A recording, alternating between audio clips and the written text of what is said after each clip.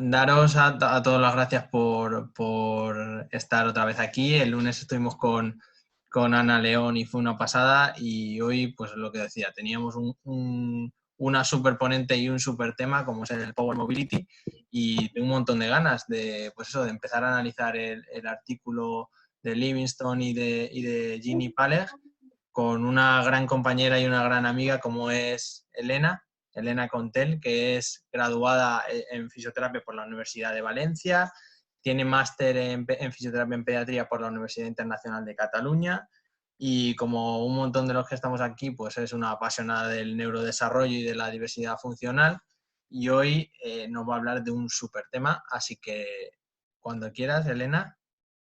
Vale, gracias Álvaro. La verdad es que, bueno, así rápidamente me metí en la iniciativa esta así un poco yo dije, sí, entraré a las reuniones a ver, y enseguida le dijiste, no, pero yo quiero que elijas tema. Así que, bueno, la verdad es que me parece un tema muy interesante porque lo introdujo Ginny cuando yo hice el máster, y me pareció una pasada. Que, bueno, como ha comentado Álvaro, hacemos referencia a Power Mobility en relación a todos los dispositivos motorizados, digamos, tendría que ser como movilidad motorizada. Dispositivos eléctricos, ya sea sillas, coches adaptados, cochecitos adaptados de estos de juguete, o scooters, incluso andadores o entrenadores de marcha con motor que permitan la movilidad independiente. Y el porqué de este artículo es que, bueno, realmente hay muchos papers en relación a esto, es que hoy en día se tiene como referencia a las sillas de ruedas eléctricas y dispositivos de este tipo para como un último recurso cuando la marcha ya no es funcional o nunca lo ha sido, o cuando ya hemos probado la silla de ruedas manual y demás, ¿no? Para niños mayores, y porque tenemos en cuenta que hace falta como una destreza para manejarlas y que sea un medio de locomoción. Pero, bueno, como comenta este artículo, se está cambiando un poco el paradigma a la utilización de la Power Mobility para una herramienta terapéutica para dar apoyo a la independencia funcional de estos niños desde bien pequeños, más que solo como un medio de locomoción, ¿no? Y es que sabemos que todo el desarrollo global, no solo el motor, sino a nivel social, a nivel cognitivo, se da desde el principio, pero es muy importante el hecho de cuando los niños ganan independencia y empiezan a gatear y luego empiezan a caminar y pueden explorar el entorno que hay más allá de lo que está a su alcance estando en estática, ¿no? Y entonces, pues esto es lo que se pretende con la Power Mobility, es el hecho de que incluso niños que seguramente luego de mayores no serán competentes a la hora de conducir un dispositivo eléctrico tengan la oportunidad de moverse de manera independiente y explorar el entorno, porque al final va todo orientado a esa dimensión de participación de la FIF que todos pues cada vez más procuramos tener en cuenta. Entonces, bueno, el artículo lo que se hizo fue hacer una revisión de toda la bibliografía. Se ha de tener en cuenta que la evidencia es poca en el sentido de evidencia buena de nivel 1, y entonces prácticamente todo varía de nivel 2 a nivel 5, hay bastante, también incluyeron pues, opiniones de expertos, evidencia nivel 5, evidencia cualitativa y demás, porque lo que se pretendía era llegar a un consenso de lo que hay a nivel de artículos, pero también de lo que se ve, ¿no? Hoy en día en las prácticas, y bueno, pues entonces se tuvo en cuenta la opinión de los expertos y se llegó a varias conclusiones, se sacaron varios ítems a tener en cuenta a la hora de aplicar esta Power Mobility, respondiendo a las prácticas que hay y a las dudas un poco que surgen, ¿no? Entonces, así como consideraciones generales, lo que comenta el artículo es que hay que tener en cuenta las habilidades que tengan estos niños, las limitaciones sensoriales, cognitivas, de percepción, etcétera. Y obviamente considerar a nivel de desarrollo a estos niños, dependiendo de pues, si tienen más o menos limitaciones, a qué grado de competencia de uso de estos dispositivos pueden llegar, ¿no? Pero en general, pues hablando de a qué niños va dirigido, tiene en cuenta que la Power Mobility puede ir dirigida a niños que nunca van a caminar o no tendrán una movilidad funcional, pero desde el principio, no cuando ya sean mayores, ¿no? Niños que su movilidad es bastante ineficiente, incluso para caminar o con una silla de ruedas manual. Niños que van a perder estabilidad, y eso es muy importante porque en estos niños con enfermedades neuromusculares y demás pueden haber adquirido una movilidad independiente que van a perder, y es importante que la conserven de alguna forma. Y niños que a lo mejor cuando sean más mayores, mediante cirugías o demás, o su propia evolución, vayan a poder adquirir una independencia funcional con la marcha o demás, pero que de pequeños necesiten una asistencia para que a la edad que toca puedan empezar a explorar, ¿no? Y pues en relación a quién va dirigido, las conclusiones que se sacaron, que se comenta es que con acceso a estos dispositivos Power Mobility, es posible para los niños con discapacidad tener experiencias de movilidad independiente a partir de los 8 meses. A nivel de consenso hubo quien no estuvo de acuerdo y pensaba que podía ser incluso antes, pero otros no, y bueno, pues dejaron un poco ahí la edad. Que niños que puedan, los niños pueden empezar a aprender a maniobrar un poco más específicamente a partir de los 14 meses, e incluso aquellos que puedan maniobrar con un joystick, porque luego veremos que si no se puede usar un joystick convencional, se pueden utilizar adaptaciones y será necesario utilizarlas, pero estos que puedan, se ha visto que entre los 18 y los 24 meses pueden aprender a dirigir bien este dispositivo.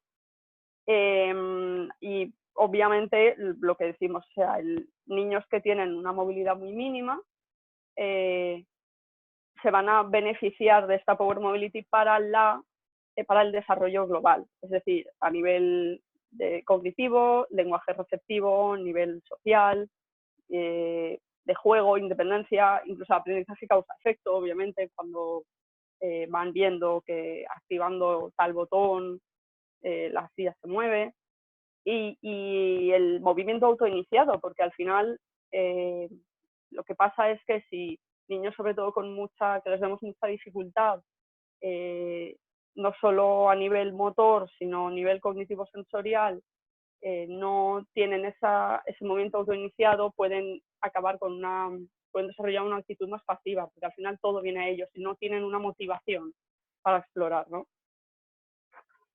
Y bueno, luego la duda más grande viene a qué pasa con el aprendizaje, ¿no? Para utilizar estos aparatos, porque parece algo como muy complejo. Tendemos a compararlo con cuando un joven, un adulto, aprende a conducir, pero no es realmente eso. Es simplemente como cuando un bebé aprende a gatear, aprende a andar, ¿no? Aprenden a desplazarse. Entonces, si bien es verdad que todos los niños empezarán con un comportamiento de exploración un poco aleatoria, poco a poco pueden ir ganando control sobre el aparato, y dependerá de quiénes, pues pueden llegar a una competencia más pro, digamos, pero eso ya es muy necesario, mucha práctica, y bueno, pues sabemos que no todos van a llegar a ese nivel. Pero es importante que en niños muy pequeños, cuando estemos aplicando esto como una herramienta terapéutica, no pensemos en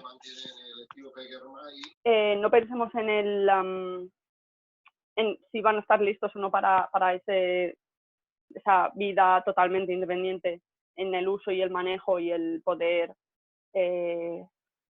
saltar obstáculos y evitar, ¿no? Sino lo importante es que nos centremos en que le va a beneficiar esta movilidad independiente.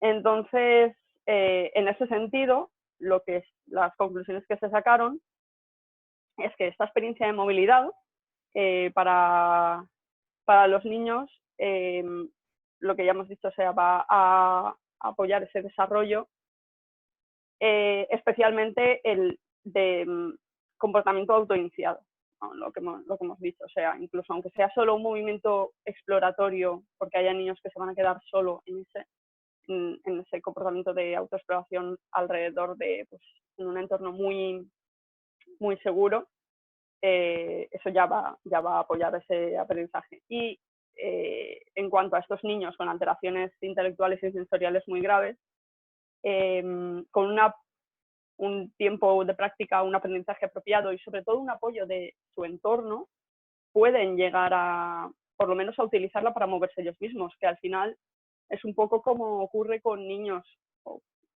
jóvenes, además con estas alteraciones, pero que sí que pueden caminar, que al final sabemos que necesitarán un apoyo de un adulto, que siempre necesitan a alguien que camine a su lado, alguien que les guíe, que les diga, porque falta una conciencia mayor del entorno, del peligro, cosas así, ¿no? Entonces es un poco lo mismo, ¿no? Sabes que no van a poder ir completamente solos, no va a haber un manejo totalmente independiente, pero sí es importante que tengan esa sensación de que ellos se mueven a sí mismos. Incluso, pues eso, con una supervisión permanente. Y por tanto, la conclusión que se saca de aquí en el artículo es que el desarrollo exitoso de la Power Mobility dependerá no solo de las habilidades motores, cognitivas y sensoriales del niño, sino de una cierta cantidad de práctica y la calidad de apoyo recibida en su entorno. O sea, es importante el hecho de que si introducimos esta herramienta y obviamente si quiere alcanzar un buen nivel de manejo, haya un buen entorno de aprendizaje y una práctica constante, porque sabemos, es lo mismo que ocurre con la locomoción. ¿Cuántos pasos diarios decíamos que da un niño cuando está aprendiendo a andar, ¿no? Pues vendría a ser un poco lo mismo. Por tanto, la conclusión es esa. O sea, en estos niños pequeños tenemos que tener en cuenta que la Power Mobility es una herramienta de exploración, de desarrollo global, no tanto un medio de locomoción que siempre se tiene en cuenta para simplemente el desplazamiento. Y una cosa que se me ha olvidado antes comentar es una preocupación que suele tender a haber es qué pasa si un niño muy pequeño lo pones ya en un dispositivo de Power Mobility y utiliza eso para explorar el entorno. ¿Qué ocurre con su capacidad de su desarrollo motor? No está demostrado que se impida, ni que interfiera, ni demás. O sea que en ese sentido no tendría por qué haber un problema, porque al final es una herramienta complementaria y no hay evidencia de que vaya a interferir en ese sentido. Entonces, un poco la conclusión sería esa, ¿no? O sea, ¿qué estamos haciendo, ¿no? ¿Qué estamos haciendo aquí ahora? ¿Cuál es la práctica actual? Si estamos aún un poco en esa visión de que la movilidad motorizada, por así decirlo, es el último recurso a nivel de locomoción, o podemos utilizarla y beneficiarnos de ella mucho antes en todos los sentidos, ¿no? Y entonces una de las cosas que más me gustaron que presentó Ginny aquel año, o sea, nos enseñó a nosotros, pero yo no la conocía, y que comentaba con Álvaro, es el tema del Go Baby Go, que no sé si voy a poner ahora el vídeo, lo puso Álvaro el otro día en Twitter, pero a mí me chifla, y que bueno, es un proyecto que empezaba en la Universidad de Delaware, de adaptar coches estos de juguete que parece pues como un mini Mercedes y estos cochecitos, se les hace una adaptación para que estos niños tengan un medio barato de explorar el entorno por sí mismos, porque todos sabemos, bueno, pues lo complicado y lo costoso que es una silla de ruedas, que a lo mejor luego realmente no se va a utilizar como tal, ¿no? Entonces, a ver.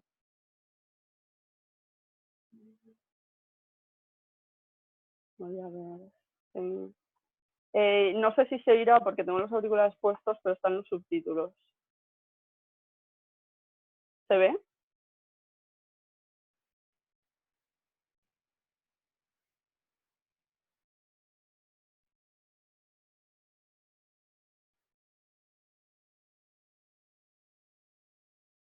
Además, o sea, es muy interesante porque es un proyecto que está totalmente abierto. No lo se pueden descargar, se pueden organizar los talleres, esto si tienes, bueno, un poco medio a nivel económico, puedes organizar el propio taller con un grupo de gente para poder aprender a adaptar los coches. Y claro, sobre todo lo fundamental es que esto favorece muchísimo la participación, pues lo que dicen, está con los niños en el cole, los de su edad, pero no se puede mover a la misma velocidad que ellos, todo.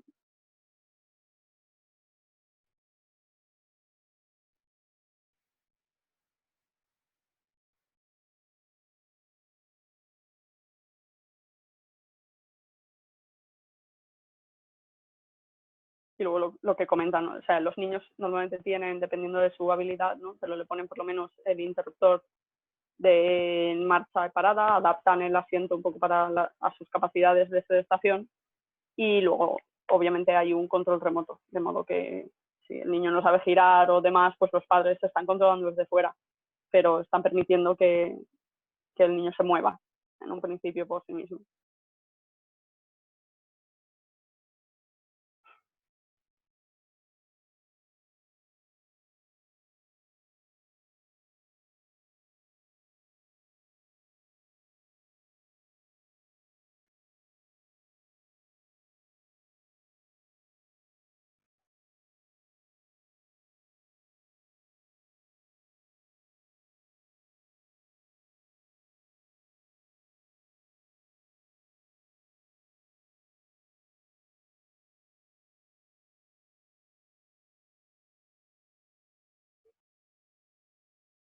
Es lo que dices, que está hablando, dices, o sea, es increíble lo que las tecnologías pueden hacer, o sea, lo mucho que podemos beneficiarnos de las tecnologías hoy en día, sobre todo enfocadas a, a las prácticas, prácticas centradas en la familia y que puedan ocurrir en el entorno al final, ¿no? O sea que bueno, yo esto lo traigo un poco, comentaba con Álvaro, yo a nivel clínico yo no he trabajado con esto, pero me parece un tema súper interesante para que, bueno, pues veamos un poco, digáis ahora vosotros cómo está el tema o cómo lo veríais, ¿no? Para poder introducirlo cada vez más. Y eso sería. Muchas gracias por escuchar y no sé, ahora comentemos a ver. ¿Se me escucha ahora? Sí. Bueno, muchas gracias, Elena. Una pasada. Todo el tema este lo comentábamos estos días y también por redes sociales y demás. Sobre todo para mí lo que es el cambio de visión que supone, el dejar de ver pues lo que comentas, las sillas de ruedas a motor como algo último recurso o como un mal trabajo del fisioterapeuta y empezar a verlas como un recurso que incluso lo comentan también en el artículo para ese grupo de niños que van a desarrollar la marcha más adelante. También pueden ser las estrategias de Power Mobility válidas en edades tempranas. Y en ese sentido yo creo que es muy interesante. Y, por ejemplo, ahora lo veíamos también hace poco que han sacado, y os recomiendo a todos el grupo de Nosa Casa, que es un grupo brasileño súper fuerte en traducción del conocimiento, en llevar de la literatura científica a la implementación práctica muchísimas cosas, y uno de los proyectos más fuertes que llevan es todo esto de Power Mobility. Se llama Go Zika Go. Seguro que muchos de vosotros conocéis a Mango o a Beatriz Vieira, que son dos de las fisioterapeutas que más trabajan en esto, y os recomiendo a todos pues eso, seguirlos en redes sociales. Es una pasada la de cosas que comparten, y han publicado bastante sobre el tema, sobre Go Zika Go, que es Power Mobility aplicado a niños con Zika, que es algo en lo que están investigando y trabajando mucho allí en Brasil.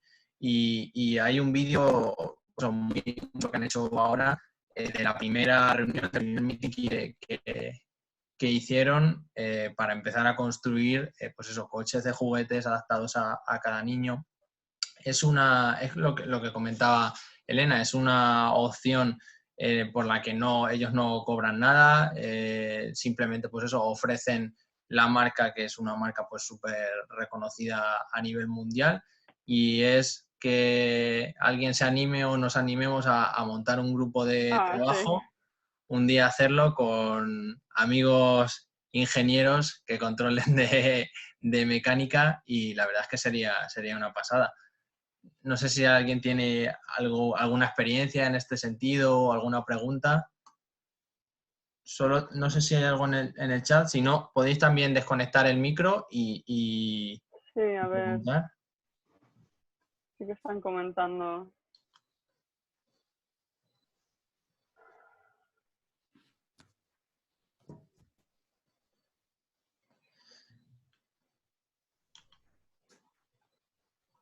Sí, lo que comenta Vicky es eso, que el principal problema para poder llegar a implementar sería el económico. Claro. Normalmente, a ver, si se compara con si se compara con las sillas de ruedas, obviamente es muchísimo más económico. O sea, lo que comenta Cole Galloway, que es el que fundó el Go Baby Go, es que un coche de estos te puede costar entre 100 y 200 euros, mientras que obviamente una silla de ruedas es muchísimo más cara y tiene que ir prescrita por el médico, ¿no? Aún así, bueno, pues estas cosas también muchas veces yo lo que he visto en los pedidos que hacen ellos es el conseguir algún tipo de patrocinador o eso que también pueda pues pueda colaborar en un taller de los que se organizan, de forma que, bueno, pues se pueda conseguir para X o Y estos coches, pero al final es del más low cost, ¿no? que hay.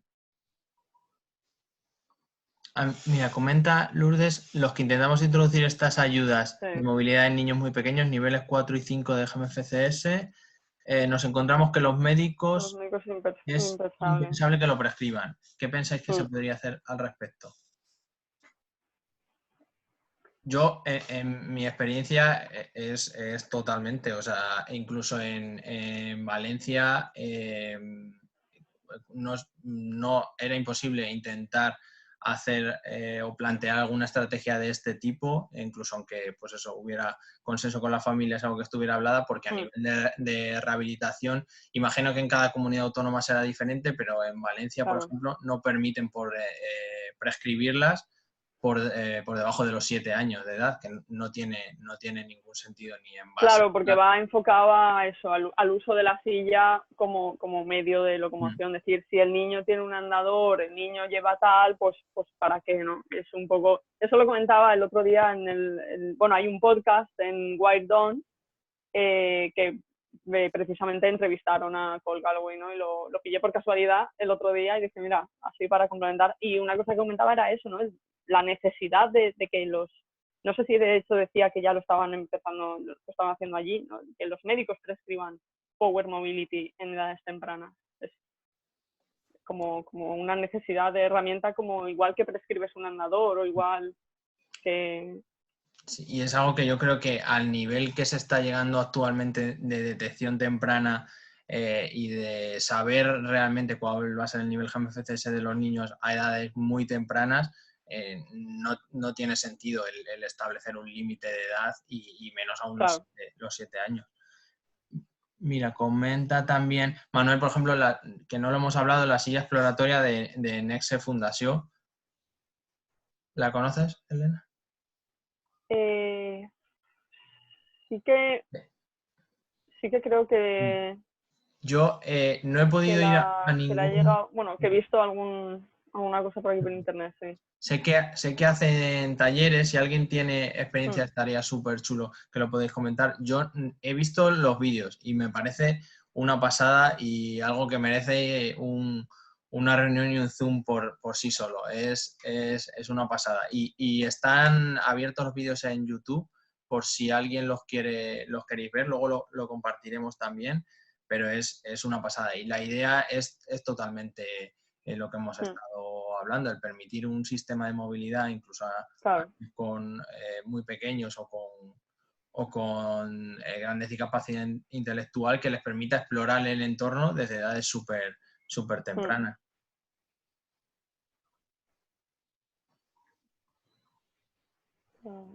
Claro. Dice Sara, habría que enfatizar la cifra a los rehabilitadores, efectivamente. Totalmente. Lourdes pregunta, estoy intentando que prescriban un kit walk a 2 niños nivel 4 y es inviable. ¿Alguna propuesta? ¿Puedes abrir el micro, Lourdes, si quieres, y lo comentamos? Yo creo que sobre todo el choque más grande que tenemos ahí es a nivel de rehabilitación, ¿no? Claro. O sea, no, supongo que es un poco el pensar que por qué un andador para un nivel 4. Sí, total. No va a haber una marcha autónoma, ¿no? ¿Me oís? Sí, ¿Me oís? Sí, Lourdes. Sí, la razón es que en principio estos niños están en proceso de diagnóstico, pero su evolución hacen pensar uno nivel 4 y otro nivel 5, y ya en el informe inicial que mandé al neuropediatra es que de entrada, a pesar de que yo les he hecho un asiento y un bipedestador porque ambos tienen 10 meses, les he colado en el informe que aparte del asiento y el bipedestador que yo les he hecho, valoren la posibilidad de que tengan una casa tipo comercial y que también pues sería muy interesante que prescribieran un kit walk. Esto el neurólogo. El neurólogo tiene que mandarlos al médico rehabilitador que les ha dado hora en noviembre. Por todos los medios he gestionado para que en lugar de noviembre sea en julio. O sea que hasta julio no los van a visitar los médicos rehabilitadores, que son los que prescriben, para que al menos tengan silla y bipe, porque necesitan uno comercial y mientras están usando uno provisional. Estoy en interrogante de si me van a escuchar el kit walk, que sabemos vale actualmente 4.000 euros. Claro, ante esta situación, por mucho que haga el informe, ponga la evidencia, a nivel de seguridad sabemos que hay unos topes, ¿no? Con lo cual yo pienso que la teoría Higini, que tiene todas las posibilidades y que en Estados Unidos hay segunda mano de estos materiales, de momento aquí en España lo veo, sería genial, ¿no? Pero el tope está en que primero la sanidad no lo contempla, y muy importante que los médicos rehabilitadores, y hablando con ellos, te preguntan o te dicen, uy, un niño con parálisis cerebral, hoy habría que ver el nivel cognitivo antes. O sea que estamos lejos, aunque como fisios lo tengamos claro, a nivel de consensuar con los médicos, aquí hay un desfase importante. No sé qué pensáis. Sí, no, totalmente. Y al final estamos llegando a un nivel en cuanto a detección, lo que comentamos antes, súper alto. Somos capaces de predecir no solo ya si va a haber o no parálisis cerebral a edades, pues lo último que ha salido a los 3 meses de edad, si hay acuerdo entre los movimientos generales, la Haine y la neuroimagen, pero no tiene ningún sentido. ¿Para qué vamos a predecir antes el nivel de funcionamiento de la función motora gruesa si no utilizamos estrategias que la evidencia nos dice claro, que son necesarias? Y al final, pues es muchas veces chocarnos contra el muro de la actualización en rehabilitación y de el ir a un poco lo que nos están marcando, que en este caso, lo que comentábamos antes, es sobre todo en base a guía de expertos, y yo creo que ahí es algo que es necesario que sigamos investigando y sigamos haciendo cosas para un poco sustentar más lo que nosotros vemos claro. Pero mi experiencia es totalmente igual que la de Lourdes. Si estamos hablando de algo comercial y no ya incluso lo que decía antes de silla de ruedas, hablamos de bipedestadores, de asientos, todo lo que sea comercial, es muy complicado. Entonces, lo que he intentado yo en este caso es, pues eso, pasar todas las herramientas, todas las evaluaciones que estaban en mi mano para hacerles ver un poco en el informe cuál es el nivel al que puede llegar ese niño y por qué creemos que es adecuada. ¿Y en tu experiencia te han escuchado en los casos No. que has...? No. No, pero y es por lo que te he comentado, porque se agarran a que no pueden prescribir sillas por debajo de los 7 años. Pues como lo que pasa con las DAFO, ¿no? Antes de los, que son 3 años, edad de las DAFO personalizadas, ¿no? Con lo cual, antes de eso, si cuando son pequeños y necesitan como mínimo las plantillas y no te las hacen y no tal, y al final, ¿qué sentido tiene no poder utilizar toda la ventana de máximo potencial por eso toma que al final entra mucho la burocracia, ¿no? Necesitas un límite porque a nivel económico X o Y, entonces, pues claro. Sí. Ahí... Pero hay ayudas o productos de apoyo que, menos mal, que podemos hacer a nivel provisional, como son los splints, los asientos y los cipes, pero claro, ya con ayudas de movilidad, pues claro, necesitas evidentemente productos comerciales, y es aquí donde está la batalla, ¿no? El Go Baby Go está muy bien, pero claro, a nivel... no es muy práctico en el sentido de que en casa solo va en una dirección, tiene que estar el adulto, a nivel de espacios amplios está muy bien, pero lo que te permite, por ejemplo, un Kid Walk, que es ajustar de forma alineada y que está pensado con unas características excelentes para niños realmente muy afectados, y sabes en teoría los beneficios que le puede proporcionar, pero te estás, como decía Álvaro, estás en contra un muro en que no puedes, o la familia se lo tiene que pagar, que en muchos casos pues no es la realidad, y con lo cual estás ahí con la teoría de lo que deberías ser y con la práctica y la realidad, que es muy diferente, ¿no? Y es donde, pues, de alguna manera tú ves esta dicotomía entre profesionales. ¿No pensáis un poco así? Sí, totalmente. Ahí quizás nos haría falta una jornada multidisciplinar un poco enfocada a todo esto, a intervenciones tempranas y a que realmente, pues eso, sabemos todavía, si hablamos de parálisis cerebral, muy poquito en cuanto a intervenciones tempranas, pero lo poco que sepamos estaría bien que pudiéramos empezar ahí a implementarlo. Claro. Pues esto puede ser una buena propuesta para un futuro.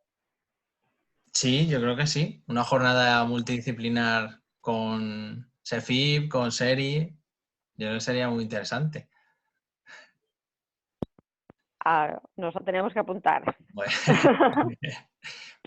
Me avisa Zoom de que nos queda 1 minuto y medio, así que hay un montón de comentarios, pues es un poco precisamente lo que comentaba Lourdes. Sí. Claro. No, comentaba, Vicky decía que si alguien tenía experiencia en Power Mobility, que cómo se lo toman los padres. De esto, o sea, el artículo sí que comenta, por ejemplo, que normalmente los padres al principio lo pueden tomar como algo un poco negativo en cuanto a temas de, sobre todo de seguridad, de tal, incluso el hecho tal vez del impacto que pueda tener el hecho de que el niño vaya a ir en una silla o cualquier tipo de esto, pero que una vez ven como el niño gana una independencia, pues obviamente el cambio es muy, muy positivo, que al final son ellos los que valoran y la viabilidad, ¿no? Pero eso es lo que comentan aquí. Genial. Pues lo vamos a dejar aquí. Creo que ha sido súper interesante. Hemos aprendido un montón todos. Mil gracias. Mira, ahora tenemos 40, pero ha habido incluso más. Así que mil gracias a todos por estar ahí. Y lo dicho, lo hemos dejado grabado, así que nada, lo colgaremos en YouTube. Y lo dicho, muchísimas gracias a todos y sobre todo a Elena, que es la que se lo ha currado. Gracias a ti por la invitación. Gracias a todos.